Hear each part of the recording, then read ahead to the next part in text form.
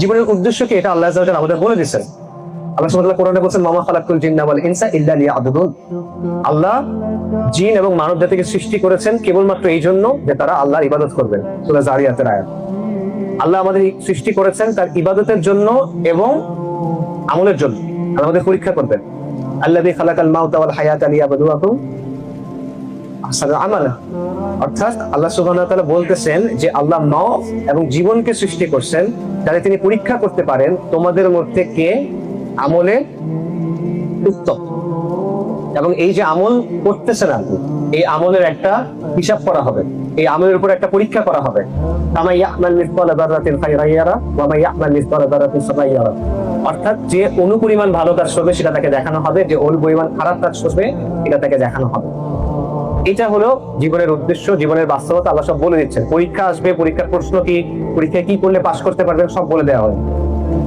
আমরা এগুলো তো জানি, জানার পরও আমরা এটা আমল করি না, আমাদের মধ্যে এটার প্রতিফলন হয় না। এটা কেন হয় না? এটা কেন হয় না এটাও আল্লাহ আযজা ওয়া জাল্লা আমাদের বলছেন, বাল তুসিরুনাল হায়াতাদ দুনিয়া ওয়াল আখিরাতু খায়রুন ওয়া আবকা। কারণ তোমরা দুনিয়ার জীবনকে প্রাধান্য দাও। আমরা দুনিয়ার জীবনকে প্রাধান্য দেই, কিন্তু আখিরাতই হলো উৎকৃষ্ট এবং শ্রেষ্ঠ। চিন্তা করে দেখেন, যা কিছু আমি এতক্ষণ বললাম, আপনি আসলে কিসের জন্য ছুটতেছেন বলেন? আপনি কিছু ভোগ করতে চান, বস্তু দুনিয়া। আপনি ক্ষমতা চান, দুনিয়া। আপনি খ্যাতি চান, দুনিয়া, তাই তো? এটার পিছনে আপনি কনফিডেন্সলি ছুটতেছেন এবং আপনি আখিরাতকে এটার জন্য ডাউনগ্রেড করতেছেন। আপনি এটাকে বেশি প্রাধান্য দিতে গিয়ে আখিরাতের দিকে তাকাচ্ছেন না। কাফেরদের কথা তো বাদই দিয়ে দাও, আমাদের জন্য এই অবস্থাটা, এটা আমাদের বাস্তবতা, রাইট? এবং এটা করতে করতে কি অবস্থা, আমরা এই যে নিজেকে খুশি করা, নিজের নফসকে খুশি করা, নিজের ইচ্ছা পূরণ করা, এটাকে আমরা আমাদের জীবনের মানে মূল চালিকা শক্তি বানায় ফেলছি।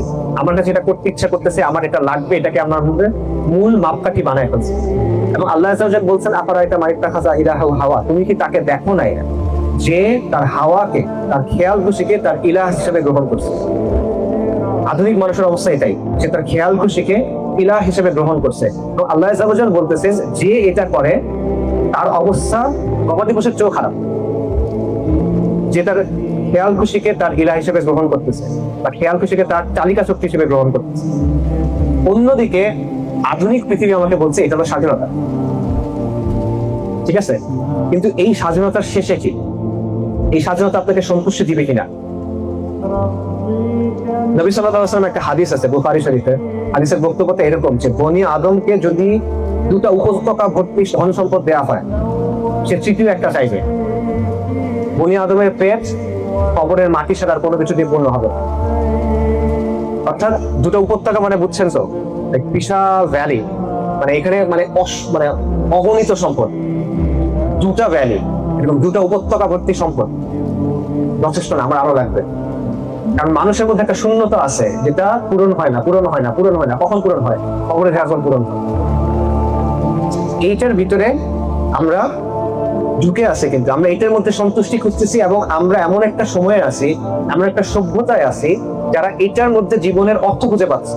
তারা বলছে জীবনের অর্থই এটা, আরো খোঁজা, আরো নিজেকে সন্তুষ্ট করা, আরো নিজের তৃপ্তি দেওয়া।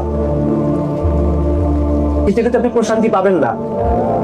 আপনি ছুটতে থাকবেন, ছুটতে থাকবেন, ছুটতে থাকবেন, আপনি আপনার আখিরাতকে ধ্বংস করে দিবেন। আপনি দুনিয়াতেও ওই রকম হবে যে কুকুর যখন কন্টিনিউয়াস দৌড়াইতে থাকে না, তখন কুকুর তারপরে কি অবস্থা বলেন? হাঁপায় থাকে। তার অবস্থা সবসময় সে হাঁপাইতেই থাকতেছে। রেস্ট নেওয়ার সময় যে আল্লাহ সুবহানাহু ওয়া তাআলা বলছেন আপনাদের, কুকুরের মিসাল আছে একটা। আমরা মানে যারা দুনিয়ার কিছু আমরা ছুটতে থেকে আমাদের অবস্থা আলটিমেটলি কিন্তু এটাই। আপনি তাড়াহুড়ার মধ্যেই আছেন, আপনি পেরেশানির মধ্যেই আছেন, আপনি চিন্তার মধ্যেই আছেন, আপনার মধ্যে সুকুন নাই। এটা কখন আসে? এটাও আল্লাহ সুবহানাহু ওয়া তাআলা আমাদের কোরআনে বলছেন, আলা বিযিকরিল্লাহি তাতমাইন্নুল কুলুব, যে কলবের শান্তি কখন আসে? আল্লাহর স্মরণে, একমাত্র আল্লাহর স্মরণেই এই প্রশান্তি আসবে, আর কোনো জায়গায় এই প্রশান্তি আসবে না। তো এই বাস্তবতাটা বোঝা ভাই, এটা হলো বুদ্ধি, এটা হলো প্রজ্ঞা, এটা হলো জ্ঞান। এই বিষয়টা বোঝা। একটা মানুষ কখন আপনি বলবেন যে এই মানুষটা বিজ্ঞ, এই মানুষটা প্রাজ্ঞ, এই মানুষটা বুঝদার, এই মানুষটা বুদ্ধিমান, যখন তার বুঝ তাকে এতটুকু পর্যন্ত নিয়ে আসবে যে হ্যাঁ, আমার আল্লাহ এই কথাগুলো আমাকে বলছেন, উনি বলছেন এটা আমার জীবনের উদ্দেশ্য, এইভাবে আমার জীবনটা চালাতে হবে। এটা যে বোঝে এবং যেটা পালন করার চেষ্টা করে, পুরোপুরি তো পারবে না, কারণ মানুষের ছুটে যায়। ইনসানের ক্ষেত্রে এটাই নিয়ম, মানুষ ছুটে যায়, সে সবসময় পারে না, ভুল করে সে মাফ চাইবে, ইস্তিগফার করবে। এটা বোঝা, এই জায়গায় নিজেকে নিয়ে আসা, এটা হলো বুদ্ধিমত্তা, এটা হলো প্রজ্ঞা, এটা যা কিছু বলে। আগুনের সামনে আগুনে হাত দিলে হাত পুড়ে যায়, এটা বুঝে নিজের হাতকে আগুন থেকে রক্ষা করা, এটা হলো আকল ভাই। আগুনের মধ্যে ঝাঁপ দেওয়াকে আপনি স্বাধীনতা বলতে পারেন, কিন্তু আগুনের পুরা থেকে নিজেকে রক্ষা করাটা হলো বুদ্ধিমত্তা।